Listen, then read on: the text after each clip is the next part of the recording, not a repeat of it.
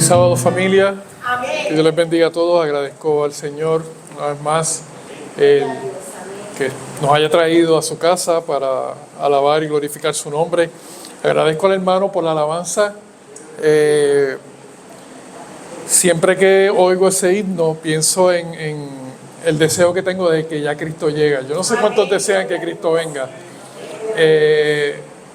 Voy a comenzar hablando de lo que voy a hablar mañana. Porque voy a hablar precisamente de ese evento, del regreso de Cristo Jesús. Y para darle un poquito de curiosidad, desde ahora, mañana vamos a contestar una pregunta que no sé si te la has hecho, yo me he hecho esa pregunta. ¿Cuántos quieren que Jesús vuelva? ¿Cuántos de verdad desean que Jesús vuelva? ¿Te has preguntado alguna vez por qué no ha llegado?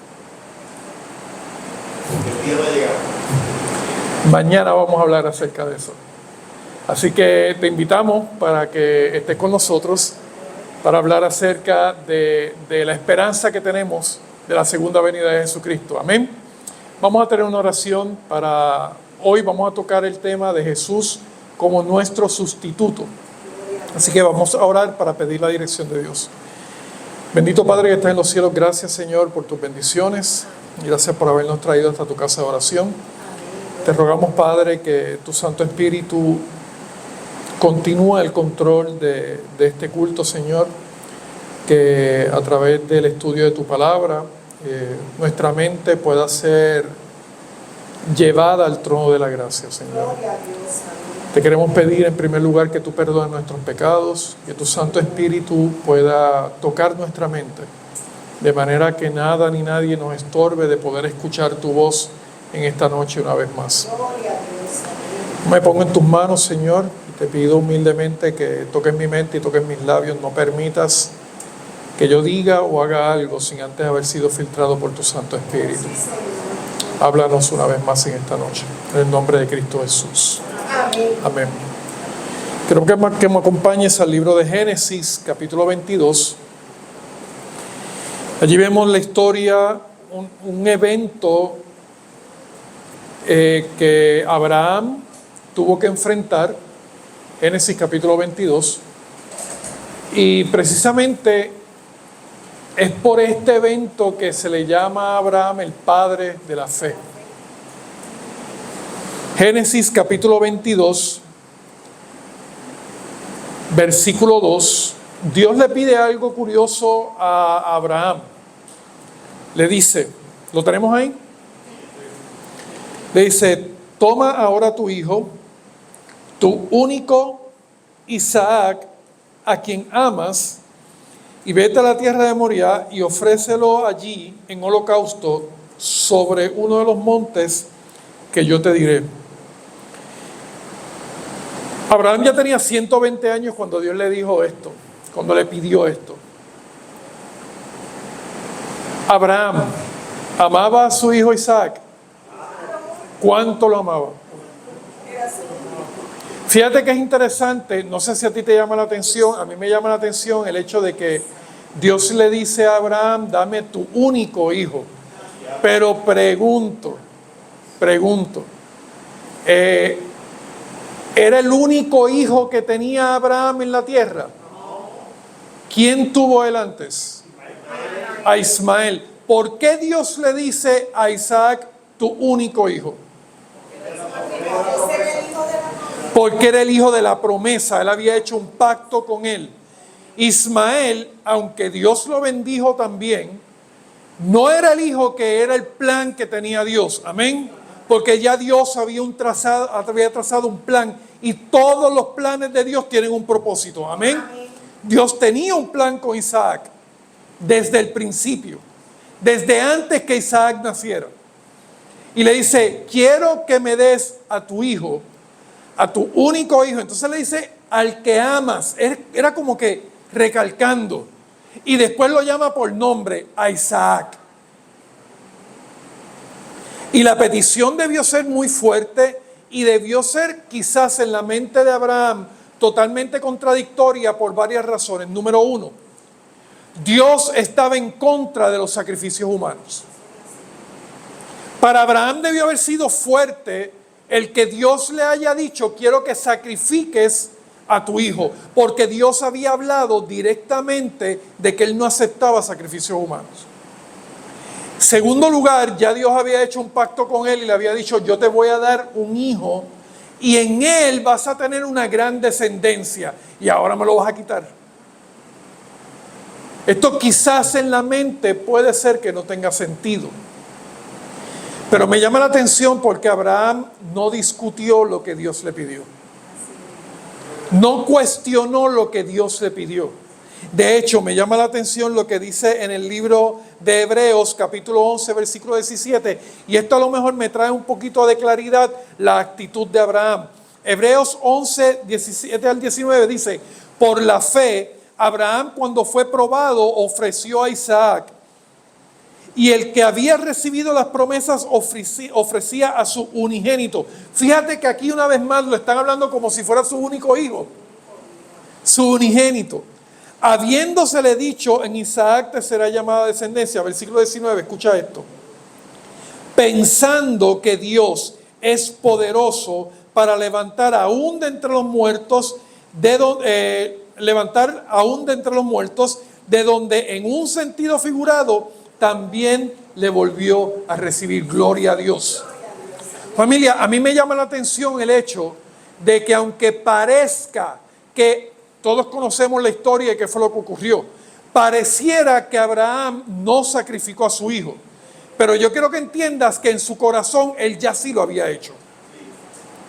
Para los ojos de Dios, Abraham sí llegó a sacrificar a su hijo, porque ya había decidido hacerlo. ¿Por qué, familia? Número uno, porque Dios se lo pidió. ¿Cuántos damos gloria a Dios por eso? Amaba a su hijo, era lo más que amaba. Y eso me hace pensar, familia, que hay muchas veces que para yo poder hacer la voluntad de Dios, hay cosas que yo necesito sacrificar. Y cosas que son muy valiosas. Cosas de las que quizás se me haga fácil soltarlas. Pero si Dios me dice, entrégamelo, mi actitud debe ser la de Abraham. Yo voy a confiar en lo que Dios me está pidiendo. Amén. ¿Era difícil para Abraham lo que Dios le estaba diciendo, sí o no? Era sumamente difícil. Pero hablemos de Isaac. Isaac era muy joven, pero no era ignorante hacia lo que estaba ocurriendo. Si vamos al libro de Génesis, fíjate qué interesante, en el versículo 6, capítulo 22, versículo 6, dice, y tomó Abraham la leña del holocausto y la puso sobre Isaac su hijo. Y él tomó en su mano el fuego y el cuchillo, y fueron ambos juntos. Y entonces habló Isaac a Abraham, su padre, y le dijo, Padre mío. Y yo quiero que te ubiques por un minutito en el papel de Abraham. No tengo nada más que decir. Me lo voy a llevar de verdad. Ustedes no tienen idea Le dice, ponerme en la posición de Abraham. Abraham sabía lo que iba a hacer. ¿Saben que desde que él salió de su casa hasta el monte donde Dios le reveló que iba a hacer el sacrificio, pasaron 3 días? 3 días. ¿Tú tienes una idea de toda la lucha que tuvo Abraham en ese camino? Él estuvo en todo el camino esperando la respuesta de Dios, decirle, está bien, papá, tranquilo, no te preocupes. Y todos los días se levantaba y todos los días despertaba y decía, Señor, y no escuchaba que el Señor le dijera nada. De hecho, dice el libro Patriarcas y Profetas que todas las noches Satanás se le acercaba al oído y le decía, ¿qué tú estás haciendo? No lo hagas, no lo sacrifiques, es tu hijo, es el que tú amas. Y esperaba escuchar la voz de Dios diciéndole algo y no escuchaba nada. Hasta que llegó al monte. 3 días sumamente difíciles. Y entonces ahí Isaac le dice, Padre mío. Y él le respondió, hijo, heme aquí. Y él le dijo, he aquí el fuego, la leña, mas ¿dónde está el cordero para el holocausto?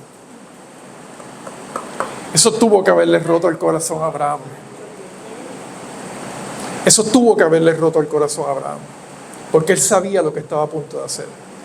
Ahora, las palabras proféticas de Abraham es lo que a mí me impactan. Le dice: Dios se proveerá de cordero para el holocausto. Hijo mío, gloria a Dios. Abraham le está diciendo: hay dos formas en que yo puedo ver esto, y les tengo que confesar, yo no sé cuál me impacta y me emociona más. Una, yo puedo verlo como que Dios está diciendo: Dios mismo va a poner el sacrificio para el holocausto. ¿Eso es cierto, sí o no? Es cierto. Él mismo se proveyó del sacrificio. Yo lo puedo ver así.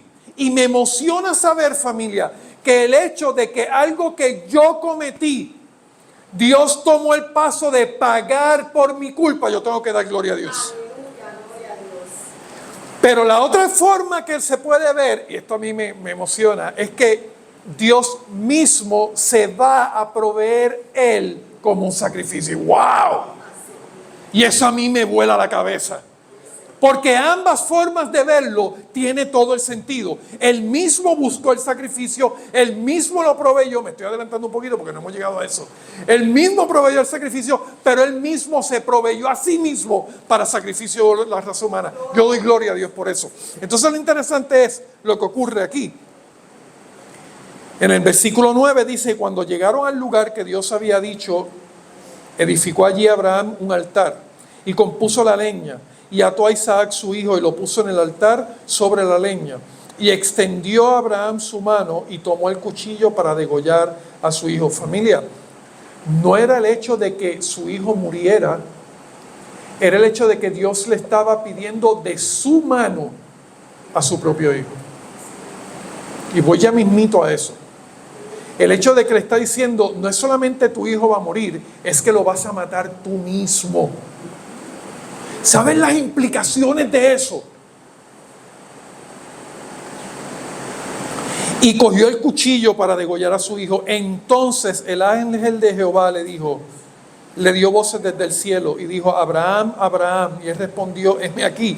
Yo me imagino, es que yo no puedo pensar, ese momento, él con el cuchillo listo para... Y él decía: Señor, pero ya ahí es cuando yo creo que él soltó el cuchillo y dice: espérate, no hagas nada, no extiendas tu mano sobre el muchacho ni le hagas nada, porque ya conozco que tú temes a Dios, por cuanto no me rehusaste tu hijo, tu único. Versículo 13 dice: entonces alzó Abraham sus ojos y miró, y he aquí a sus espaldas un carnero trabado en un zarzal por sus cuernos. Y fue Abraham y tomó el carnero y lo ofreció en holocausto en lugar de su hijo.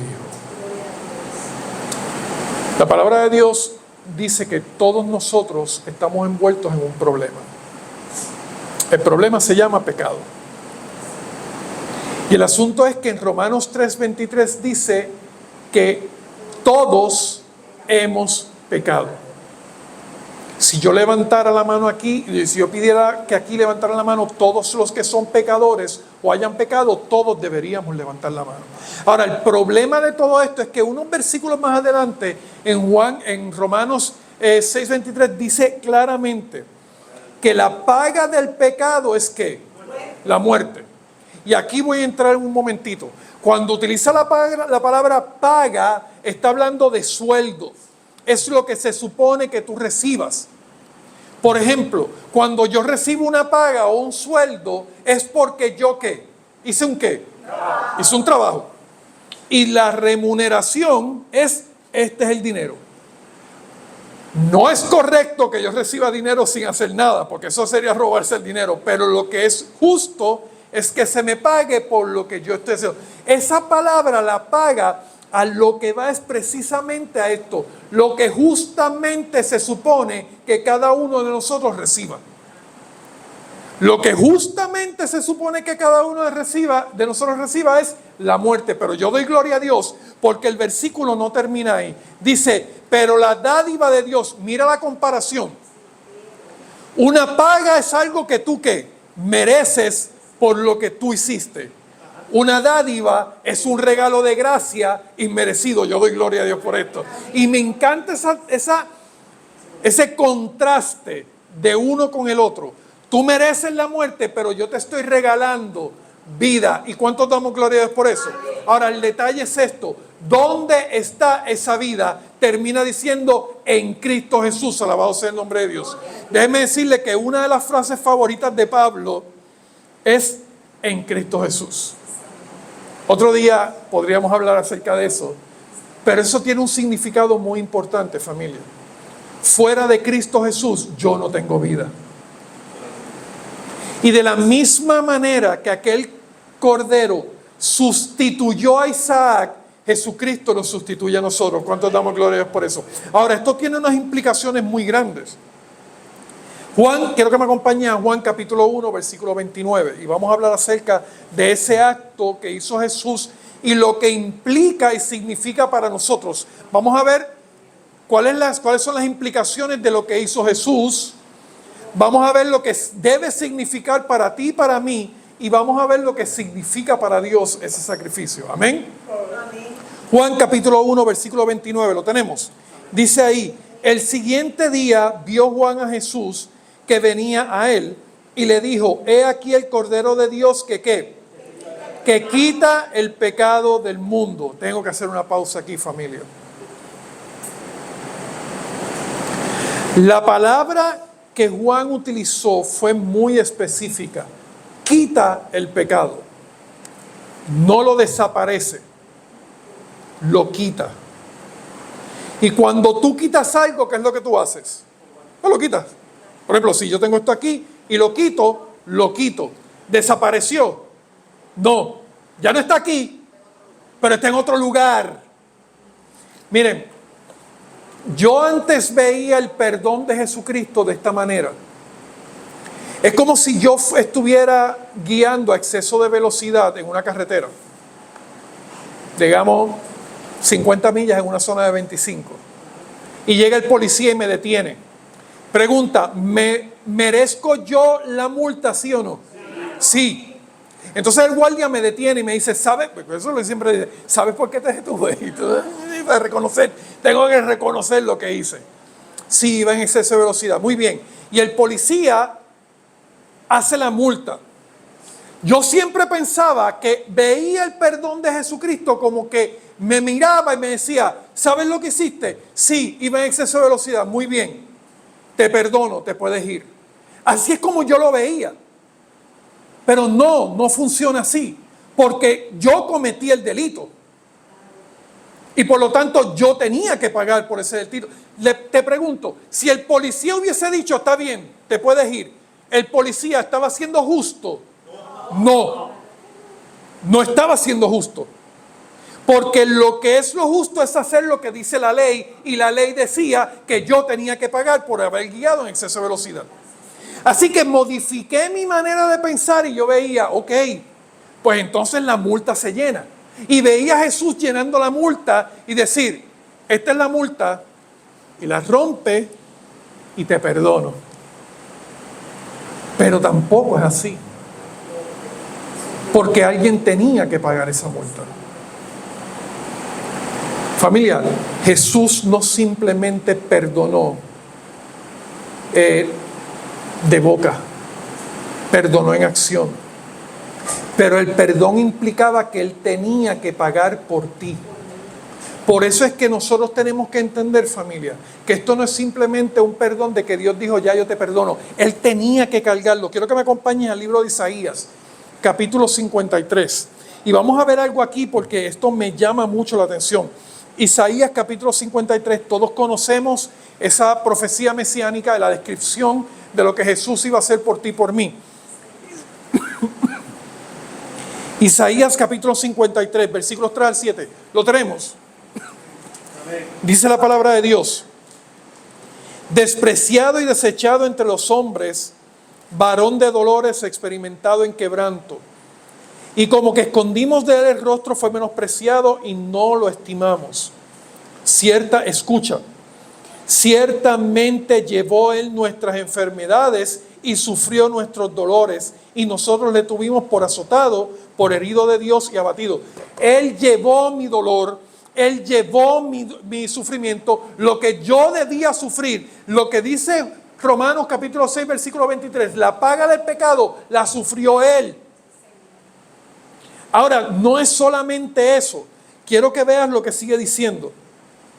Mas Él herido fue por nuestras rebeliones, molido por nuestros pecados, el castigo de nuestra paz fue sobre Él, y por su llaga fuimos nosotros curados. Me encanta de nuevo el contraste. Porque me habla de paz. No, perdón. Primero me dice así, el castigo de la paz fue sobre Él. Familia, ¿cuántos agradecen a Dios porque podemos tener paz con Dios hoy? ¿Sabes que para que tú y yo tengamos paz, Jesús tuvo que sufrir lo que se supone que yo sufriera por mi pecado? Su paz, la paz que se supone que Él disfrutara, la puedo disfrutar yo, y yo doy gloria a Dios por eso. Porque Él sufrió lo que yo tenía que sufrir. Y entonces dice el versículo 6, todos nosotros, ¿cuántos de nosotros? Todos nosotros nos descarriamos como ovejas, cada cual se apartó por su camino, mas Jehová cargó en Él el pecado de todos nosotros. Y voy a hacer una pausa aquí. ¿Has meditado en el asunto?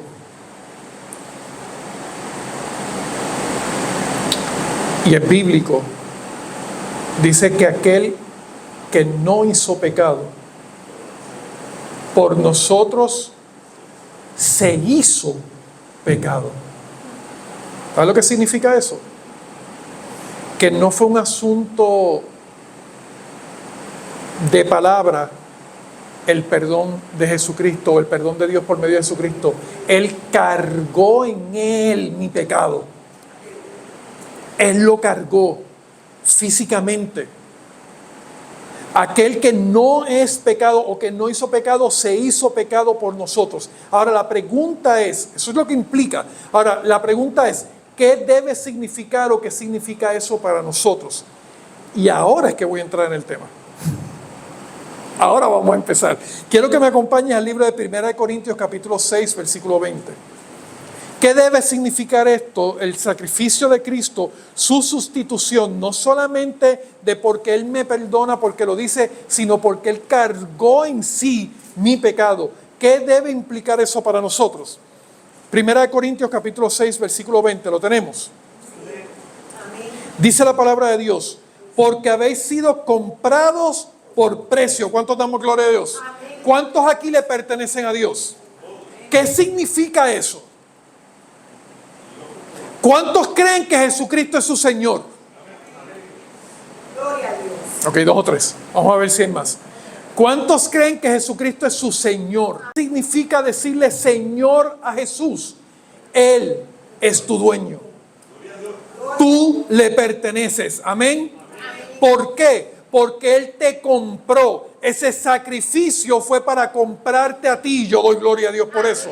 Ya le pertenezco a Él. Ahora, como todo, pregunta, ¿cuántos ven eso como un beneficio? Una bendición. Quiero que entiendas que toda bendición y todo beneficio tiene su responsabilidad y tiene su precio. Puede parecer que no, pero sí tiene su precio. Fíjate lo que sigue diciendo el versículo. Porque habéis sido comprado por precio, escucha, glorificad pues a Dios en vuestro cuerpo y en vuestro espíritu, escucha, los cuales son de Dios. Alabado sea el nombre de Dios. Ya yo no me pertenezco. Yo no soy mío, yo soy de Cristo Jesús. Y lo que significa eso es mucho más de simplemente tener este cerco de protección. Es que donde quiera que Cristo quiera que yo vaya, ahí voy a ir. Amén. Pero también es que donde quiera Cristo no quiera que yo vaya, no voy a ir. Porque cuando yo entrego mi vida a Cristo Jesús, cuando yo estoy en deuda con Él, cuando le pertenezco, familia, entonces ya dejo de vivir para mí, empiezo a vivir para Cristo Jesús. Y eso es lo que implica para nosotros su sacrificio. Lamentablemente, a veces nosotros como cristianos cogemos la parte legal del perdón como ya yo soy perdonado, amén, soy libre. Quiero que entiendas esto. No confundamos la libertad que Cristo nos da. Amén. La libertad que Cristo me da no es para yo hacer lo que yo quiera. La libertad que Cristo me da es la libertad para elegir. Gloria a Dios. Esa es la libertad que Dios me está dando. ¿Sabes por qué? Porque hasta el sacrificio de Cristo Jesús, la raza humana no tenía elección. Había pecado y no parecía que no tenía una opción. Pecaste, vas a morir. Pero doy gloria a Dios porque desde antes de la fundación del mundo, ya Dios había dicho, había determinado, la divinidad había determinado que Cristo iba a dar su vida por nosotros. ¿Sabes para qué? No para garantizarte la salvación. Escucha, Él no te está garantizando la salvación, Él te está garantizando que tienes una opción. Gloria a Dios. Que puedes elegir. Y eso es una gran bendición, pero también es una gran responsabilidad. Aquí me está diciendo que mi mente y mi cuerpo le pertenecen a Dios.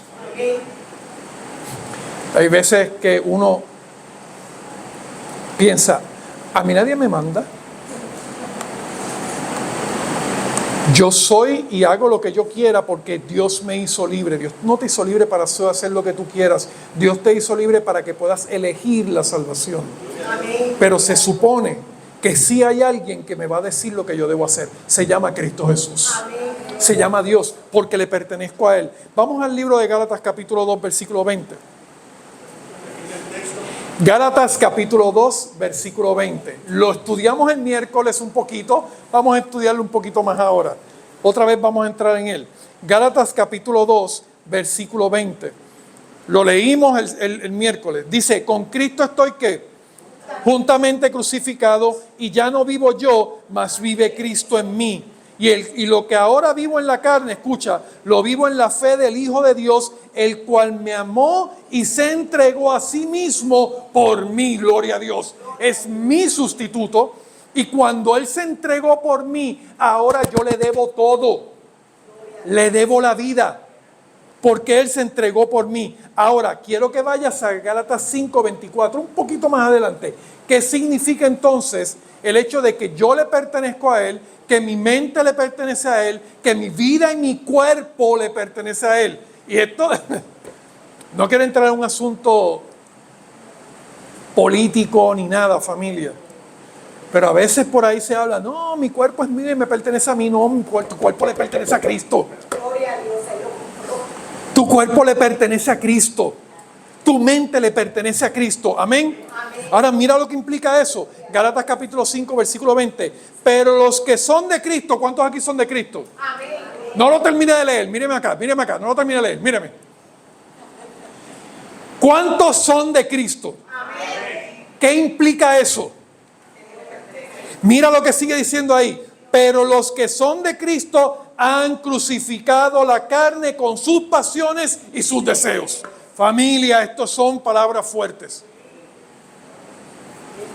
Porque si dijimos el miércoles que Cristo es mi ejemplo, en el cual Él se dio su vida completamente, se sacrificó para darme vida. Familia, de la misma manera, Dios me está diciendo, ¿qué fue lo que dijimos ayer de Lucas capítulo 9? Cuando Jesús dice, el que quiera venir en pos de mí, niéguese a sí mismo. ¿Después qué? Tome su cruz cada día. Pregunta, ¿a dónde iba Jesús con la cruz? Él no iba a janguear con los amigos. Él no cogió la cruz para ir a janguear y para ir a padecer. Él no cogió la cruz para ir a pasarla bien. Jesús cogió la cruz ¿para qué? Para morir. Jesús está diciendo, tú quieres venir en pos de mí, te tienes que negar a ti mismo y debes tomar tu cruz cada día. Porque esto no es una vez salvo, siempre salvo. Todos los días yo tengo que ir a la cruz del Calvario. Todos los días necesito entregarme a Cristo Jesús. Todos los días debo arrepentirme por lo que yo he hecho. Y eso es lo que va a abrir esa vía de bendición y de comunicación con mi Salvador, de manera que yo pueda vivir completamente entregado a Él. Porque yo no me puedo entregar a Él si primero yo no me he negado a mí mismo.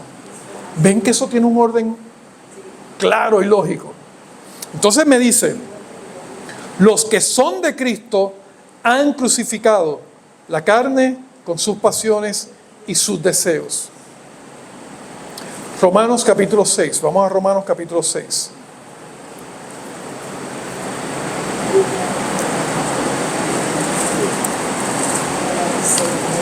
Romanos capítulo 6, versículo 6.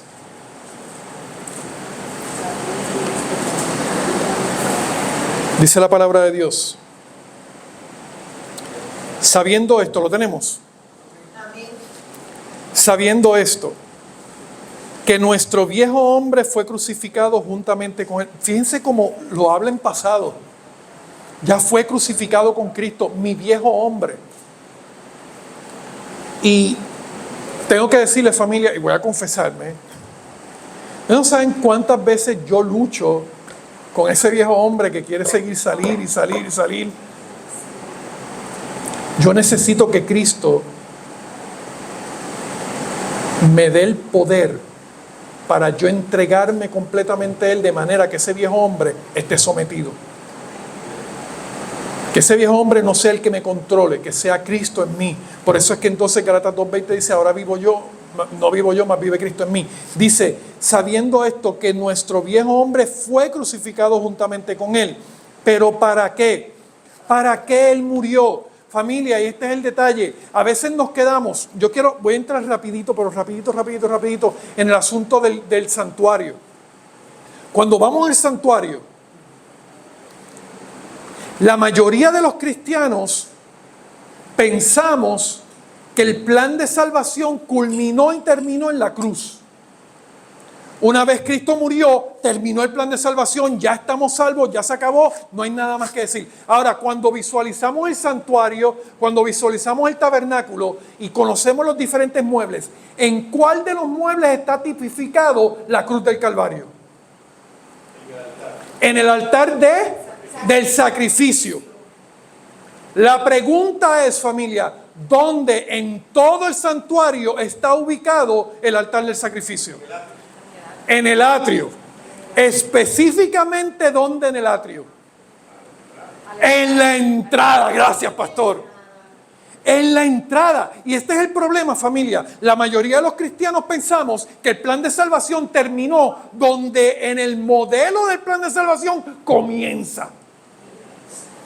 La salvación comienza en la cruz, alabado sea el nombre de Dios. Ese no es el final, ese es el comienzo de nuestra vida como cristianos. Cuando entramos a la presencia de Dios por medio del sacrificio de Cristo Jesús, Dios quiere hacer unas cosas con nosotros. Eso se llama santificación. Pero para eso necesita haber un sacrificio antes. Sabiendo esto, que nuestro viejo hombre fue crucificado juntamente con él, escucha, ¿para qué? Para que el cuerpo de pecado sea destruido. Voy a hacer una pausa aquí. Entonces, uno puede pensar, pero entonces quiere decir que me tiene que destruir físicamente. No, eso no es lo que implica eso. Cuando vamos al contexto de toda esa lectura, nos damos cuenta de que no es una destrucción física, sino una destrucción espiritual. Lo que mi cuerpo le gustaba irse a la carne, ahora va a ser destruido. Y mira cómo termina diciendo, a fin de que no sirvamos más al pecado. Gloria a Dios. Dios te ha llamado para que tú seas libre, pero libre para elegir, de manera que no tengas que vivir sometido al pecado, sino sometido a Dios. Alabado sea el nombre de Dios. Esa es la libertad que Dios te da. Y a veces pensamos que la verdadera libertad está en que Dios murió por mí y ahora yo puedo seguir pecando. No, familia. Dios no. ¿Qué fue lo que llevó a Cristo a la cruz? El pecado. ¿Qué fue lo que hizo que muriera? El pecado. Vamos más específicos. Mi pecado. Fue mi pecado lo que hizo que Jesús muriera en la cruz. ¿Cómo yo puedo pensar que Dios va a estar tranquilo y no le va a importar que yo siga envuelto en una conducta que fue lo que llevó a su hijo a morir por nosotros. Solamente medita por un momento cómo se sintió Abraham sabiendo que su hijo iba a morir y que tenía que matarlo él mismo. Ahora piensa por un momento cómo se siente Dios cada vez que ve que yo en mi conducta le quito peso a lo que estoy haciendo pensando en, no, eso no es nada malo, a Dios no le molesta, Él me conoce, Él sabe cómo yo soy y ya me perdona en Cristo Jesús, yo lo puedo hacer. ¿Cómo yo puedo pensar que Dios va a mirar así y dice, sí, tranquilo Ramón, no me importa, sigue haciéndolo? Eso fue lo que llevó a mi hijo a la cruz, pero está bien. Dice la palabra de Dios que mi mente carnal está crucificada con Cristo Jesús para no servirle más a la carne, sino al pecado, sino servirle a Cristo. Más adelante, Romanos capítulo 8, versículo 12. Romanos capítulo 8, versículos 12 al 14. ¿Lo tenemos? Así que, hermanos, deudores somos. ¿Cuántos se sienten en deuda con Dios? Yo me siento en deuda con Dios. Cada vez que yo medito en el sacrificio de Cristo Jesús, cada vez que yo medito en esto, familia, lo único que puede llegar a mi mente es, Señor, yo te debo todo. Yo estoy en deuda. Y cuando yo estoy claro de que estoy en deuda con Cristo Jesús, de que Cristo dio todo, familia, yo no puedo meditar en algo que sea tan valioso para mí que yo no puedo entregar a Cristo Jesús. Si Él lo entregó tanto al punto de que se entregó a sí mismo, ¿qué puedo yo detenerme? ¿Con qué yo puedo agarrarme de tal forma de decir, no, Señor, te amo, pero yo no puedo soltar esto? Es difícil. Así que, hermanos, deudores somos no a la carne para que vivamos conforme a la carne. Escucha, porque si vivís conforme a la carne, moriréis. Mas si por el Espíritu hacéis morir las obras de la carne, viviréis. ¿Cuántos damos gloria a Dios? Quiero hacer una pregunta. La palabra Espíritu en el versículo 13, ¿está en mayúscula o en minúscula? ¿De qué está hablando? Del Espíritu Santo. Escucha, mañana vamos a hablar más de eso. Solamente te quiero dejar esto claro, familia. Todo lo que estoy presentando hoy y lo que he presentado el miércoles y lo que hemos presentado todos estos días solamente puede ser posible por el poder del Espíritu Santo. Amén. Si no fuera por el Espíritu Santo, no podría ocurrir nada de esto. Y aquí me está diciendo, mas si por el Espíritu hacéis morir las obras de la carne, viviréis. No es por mi poder, no es por mis capacidades, es por el Espíritu. Amén. Y entonces termina diciendo, porque todos los que son guiados por el Espíritu de Dios, estos son hijos de Dios. Gloria a Dios. ¿Cuántos quieren ser hijos de Dios? Yo quiero que entiendas esto, aquellos que son guiados, y esto a lo mejor voy a meterme en una camisa de 11 varas, pero tengo que decirlo, familia. Una cosa es ser creados por Dios, otra cosa es ser hijos de Dios. Y la Biblia es clara. El mismo Jesús lo dijo. ¿Quiénes son los que son mi padre, mi madre, aquellos que hacen la voluntad del Padre? Eso que a veces uno dice, y es muy bonito, el pensamiento es muy bonito, todos somos hijos de Dios, todos somos criaturas de Dios. Pero la Biblia claramente dice que los que son hijos de Dios son los que son guiados por el Espíritu. Jesús fue sustituto nuestro en la cruz para que nosotros podamos ser sustitutos de Él en la vida. Y yo doy gloria a Dios por eso. Ahora, ¿qué implica esto para la divinidad?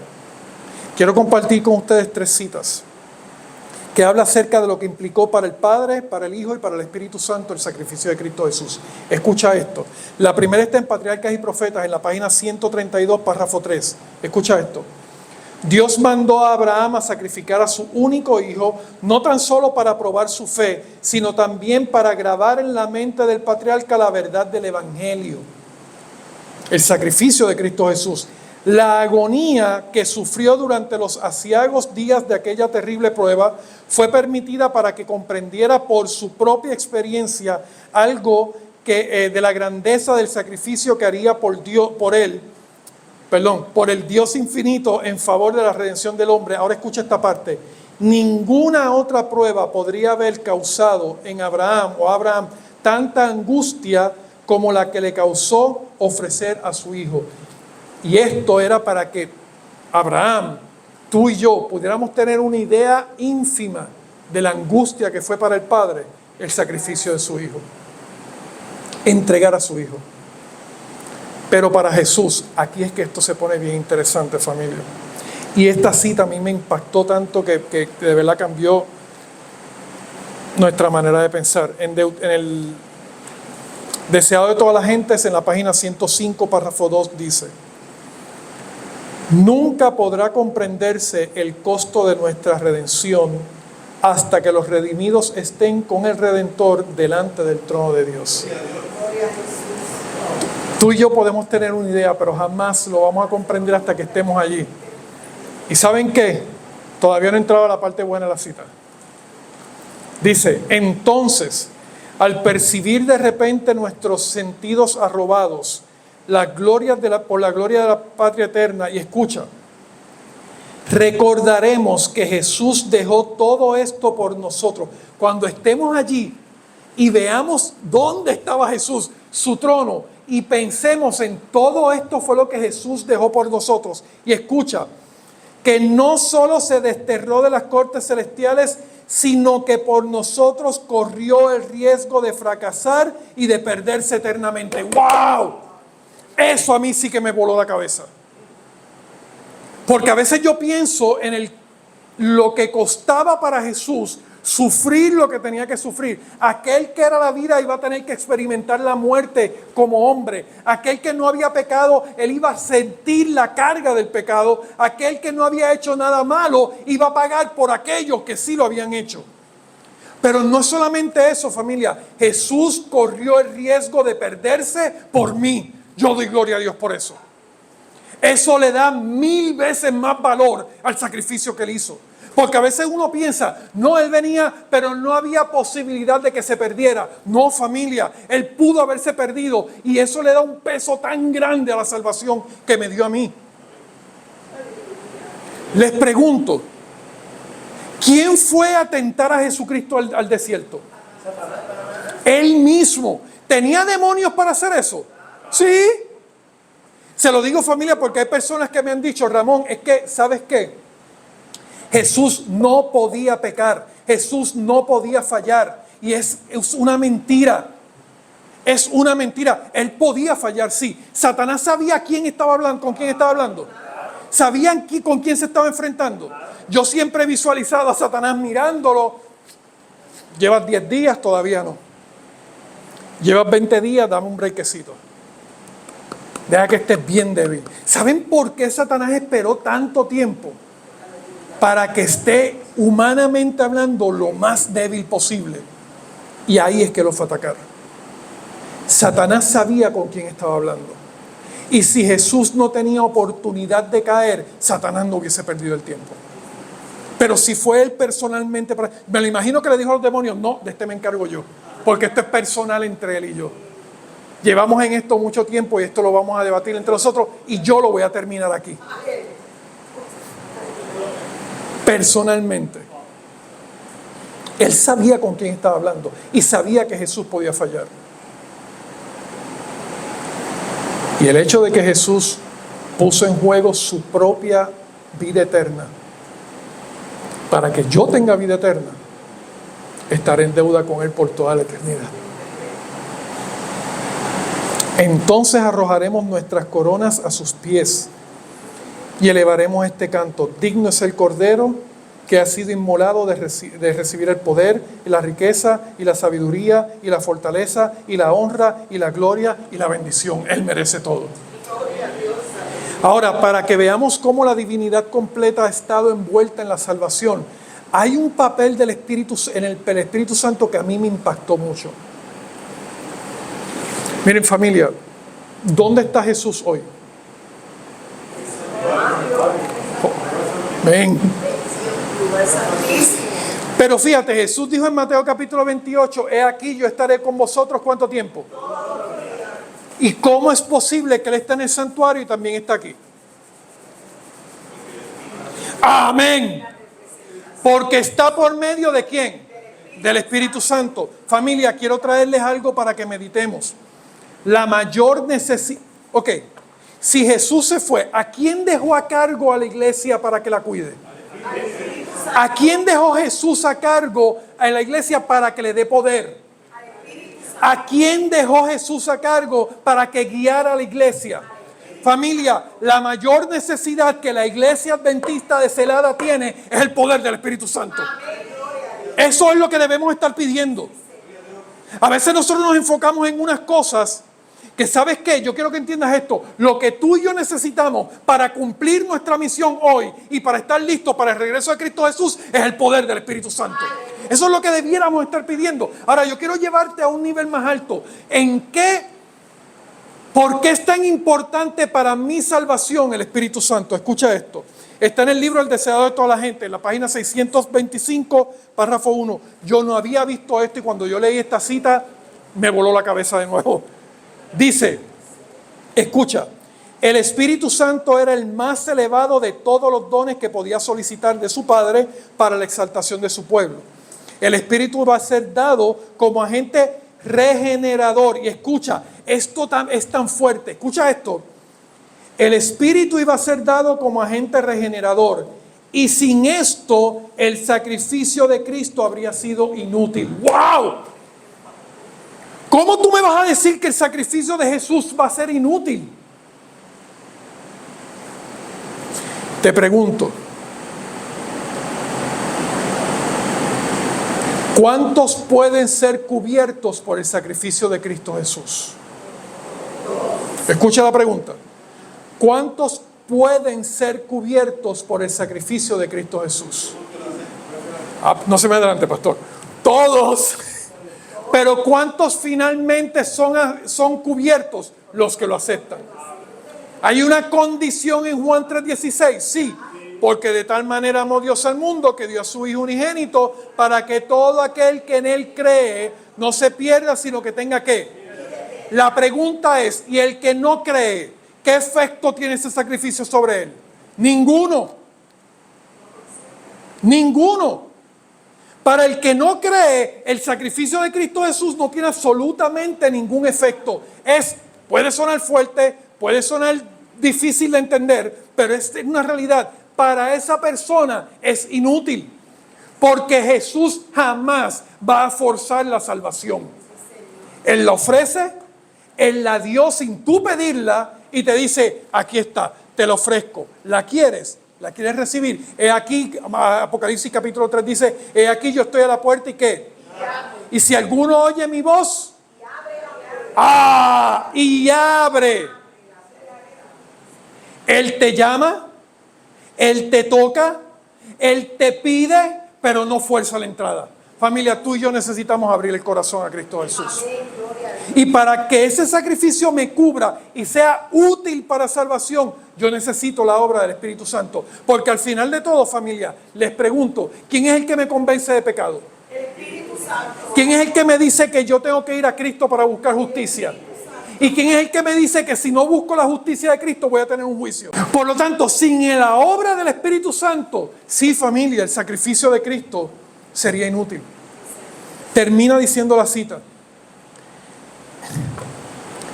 El pecado podía ser resistido y vencido únicamente por la poderosa intervención de la tercera persona de la divinidad. Gloria a Dios. Y te quiero dejar con esta otra cosita. Rapidito, familia. Tenemos que cambiar nuestra mente derrotada. Y tenemos que pensar en que Dios nos puede dar la victoria. Amén, gloria a Dios. ¿Victoria sobre qué? Familia, aquí lo está diciendo. Nosotros podemos resistir y vencer el pecado. Alabado sea el nombre de Dios. Yo no estoy diciendo que somos impecables. Eso no es lo que está diciendo. Pero lo que sí está diciendo, y la palabra de Dios es clara, de que mientras somos llenos del Espíritu Santo, familia, Él te puede dar el poder para resistirlo. Porque el decir que no se puede es pensar que Dios no tiene poder. Y yo creo en un Dios todopoderoso. Un Dios que es más poderoso que yo, más poderoso que mis pasiones, más poderoso que mis deseos. Y que si yo dejo que Él viva en mí, familia, Él me va a dar la victoria. Alabado sea el nombre de Dios. Puede ser que yo no lo entienda, puede ser que para mí sea imposible, pero para Dios todo es posible. Amén. Entonces sigue diciendo, el Espíritu es el que hace eficaz lo que Cristo, el Redentor, ya hizo por el mundo. Cristo ha dado de su Espíritu como poder divino para vencer todas las tendencias hacia el mal, hereditadas y cultivadas, para grabar su propio carácter en la iglesia. Gloria a Dios. Y quiero que te quedes con esa última parte, porque de eso vamos a hablar mañana un poquito. Ahora, quiero que entiendas esto. Él ha dado ese espíritu, familia,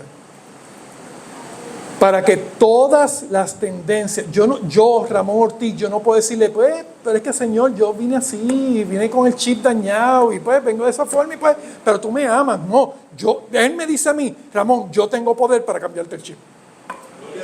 Yo tengo el poder para cambiar tu mente. O Él no puede cambiar nuestra mente. Amén. ¿Les parece si leemos dos versículos más y una cita? 3 porciones bíblicas y una cita. Ahora sí, termino. Gálatas capítulo, voy a leer rapidito. Gálatas capítulo 3, versículo 13 dice: Cristo nos redimió. Escucha lo que dice la palabra de Dios. Cristo nos redimió de la maldición de la ley, hecho por nosotros maldición, porque escrito está: maldito todo el que es colgado en un madero. Él se hizo maldición para que yo tenga la bendición. Segunda de Corintios 5:21, al que no conoció pecado, por nosotros lo hizo pecado, para que nosotros fuésemos hechos justicia de Dios en él. Alabado sea el nombre de Dios. Hay una transferencia. ¿Saben que una de las cosas en el santuario, regresando al santuario, cuando yo pecaba, ¿qué era lo que yo tenía que hacer? Tenía que ¿qué? Llevar un cordero. Llevar un cordero. Ese cordero iba a ser mi ¿qué? Mi sustituto. ¿Qué representaba ese cordero? Cristo Jesús. Ahora, mira esto. ¿Qué era lo que yo hacía? Llegaba el cordero, se lo daba al sacerdote y decía: ahí está la paga por mi pecado. Y el sacerdote iba y lo sacrificaba. ¿Qué era lo que tenía que hacer? El pecador primero tenía que poner su mano sobre ¿qué? ¿Y qué estaba haciendo?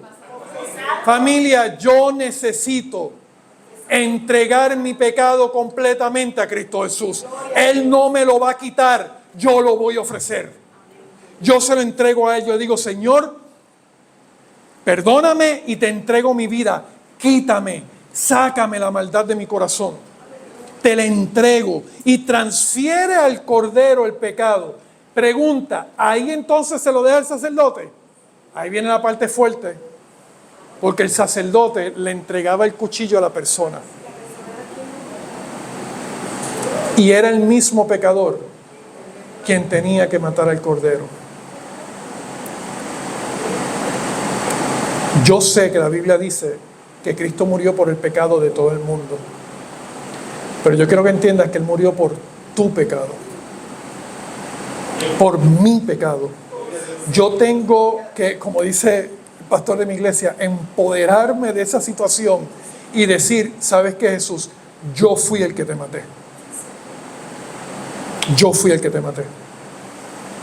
Porque para que yo tenga vida, tú tuviste que morir. Y el mismo pecador tenía que degollar el cordero. Se describe a Cristo, esto está en mensaje, en el manuscrito 56, 1900 se escribió, dice: se describe a Cristo como quien lleva los pesares y dolores causados por el pecado. Y Él hace esto no solo como nuestro amigo que simpatiza con nosotros, porque generalmente lo vemos así, sino también como nuestro sustituto. Por lo tanto, escucha, nuestros pecados de egoísmo, de carácter inamistoso, de indolencia, de malos hábitos, de malas prácticas, deben ser eliminados positiva y firmemente. Gloria a Dios. No hay excusa. Termina diciendo, el que se escucha, el que se desliga de Satanás no debe dar lugar a sus tentaciones. Consideren las almas que ven a Cristo, que Él es quien lleva los pecados. Que el alma arrepentida se aferre por fe al recurso preparado para salvarla, no en sus pecados, sino de sus pecados. Gloria a Dios. Dios te llamó para salvarte de tus pecados, no en tus pecados, familia. Es tiempo que ya como pueblo levantemos la mirada. Dejemos de estar mirando este mundo como un lugar donde yo necesito estar aquí. No, tú y yo necesitamos estar ya en el cielo. Amén, gloria a Dios. Debemos estar ya en el cielo. Y Cristo va a estar ansioso por venir a buscarnos. Pero para eso, familia, yo necesito poner mi mirada en Cristo Jesús y desear más las cosas del cielo. Amén. No pensar que Cristo me va a salvar en mi pecado, sino salvarme de mis pecados. Gloria a Dios. Termino con 1 de Juan, capítulo 2, versículos 24 al 25. Quien llevó Él mismo nuestros pecados en su cuerpo sobre el madero.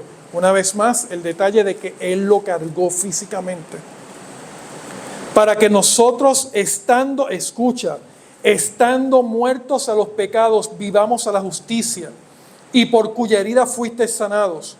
Porque vosotros erais como ovejas descarriadas, pero ahora habéis vuelto al pastor y obispo de vuestras almas. ¿Cuántos damos gloria a Dios por eso?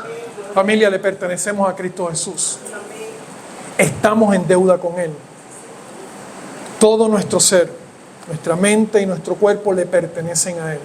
Necesitamos pedirle que su Espíritu Santo llene nuestra vida.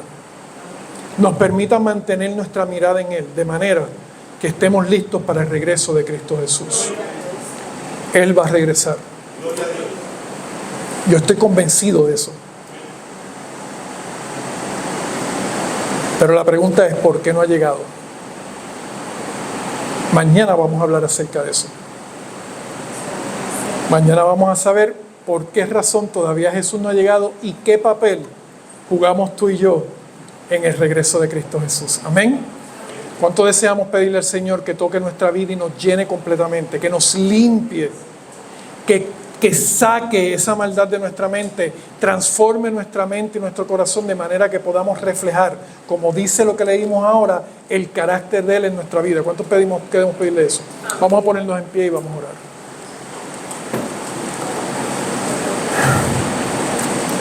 Bondadoso Padre que estás en los cielos, estamos muy agradecidos, Señor, una vez más por tu palabra. Gracias, Señor, por la obra de tu Santo Espíritu. Gracias, Padre, por el sacrificio de Cristo Jesús. Gracias por la obra que hace hoy en el santuario celestial y por la esperanza que tenemos de que muy pronto vendrá a buscarnos. Padre, te queremos pedir, Señor, que tú perdones nuestros pecados y que prepares nuestra vida para que cuando Cristo vuelva podamos irnos con Él a morar contigo eternamente. Padre, yo te quiero pedir una bendición por cada persona que está aquí presente, por cada uno de los que está viendo a través de las redes y que verán este tema eventualmente. Señor, derrama tu bendición sobre cada uno de nosotros. Y Padre, quita todos los conceptos erróneos que podamos tener en nuestra mente y llévanos solamente a tu palabra. Que por tu palabra podamos vivir y entregarnos plenamente, de manera, Señor, que podamos tener victoria en esta vida para que cuando Cristo venga podamos ir eternamente a vivir contigo. Padre, te quiero pedir una bendición por esta iglesia, por el pastor, por los líderes, por cada persona aquí presente, por el distrito entero, Señor. Te pido una bendición muy grande.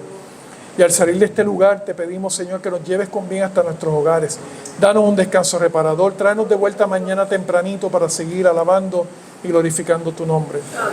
Porque te lo pedimos en el nombre de Cristo Jesús, a quien sea la gloria y la honra por los siglos de los siglos. Amén.